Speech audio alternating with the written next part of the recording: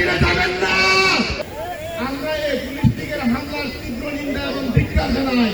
আমরা এই পুলিশ লীগের বিচার চাই।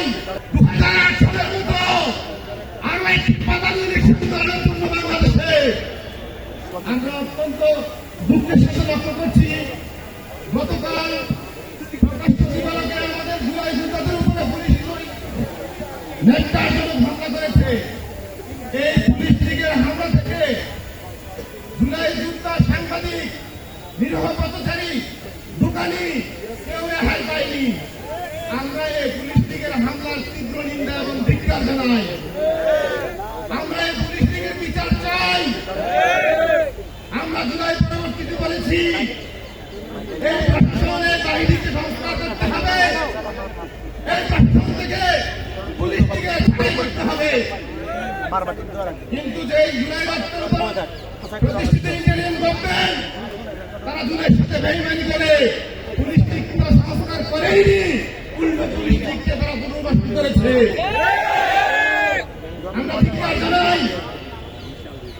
আমরা আরো প্রতিবেশী রাষ্ট্র ভারতকে বলতে চাই, বাংলাদেশের বিভিন্ন বিষয়ে কথা বলেন, নির্বাচন মানবাধিকার নিয়ে কথা বলেন, অথচ পৃথিবীর সবচেয়ে বেশি মানবাধিকার লঙ্ঘনকারীদের হচ্ছেন আপনারা ভারত।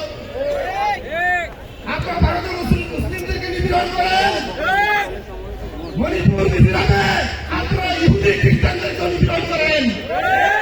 আমরা আজকে বাংলাদেশের পক্ষ থেকে ইহুদি খ্রিস্টানদের উপরে যে নিপীড়ন করেন তারও ধিক্কার জানাই। মুসলিমদের উপরে যে হামলা করেন তারও ধিক্কার জানাই।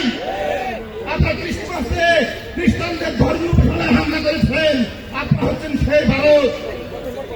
আপনারা কোন চেষ্টা করছেন? আপনারা পুরাতন ইসলাম বিষয়কে কাজে লাগিয়ে 2008 সালের মতো আরো একটি বাঙালি ইলেকশন জন্য বাংলাদেশে আমরা বলে দিতে চাই, ভারত এবং তাদের পুরনো ইসলামিস্টদের পুরাতন প্রেসিডেন্ট, নব্য প্রেসিডেন্ট যদি আবার বাংলাদেশে 2008 সালের মতো বাঙালি ইলেকশন করতে চাই, আমরা তার দাঁত ভাঙা জবাব দিব। 12 তারিখ আপনাদের সাথে আমাদের প্রকাশ লড়াই হবে। এই লড়াইয়ে আমরা পূর্ণ প্রস্তুতি নিয়ে মাঠে নামবো। যে কর্মকর্তা এখনো মনোনয়নের বাঙালি ইলেকশনের ষড়যন্ত্র লিপ্ত, আপনাদের তালিকা আমাদের কাছে আছে। তালিকা করে করে আপনাদেরকে শাস্তির আওতায় নিয়ে আসা হবে। খবরদার 2008 সালে ফিরে যাবেন না।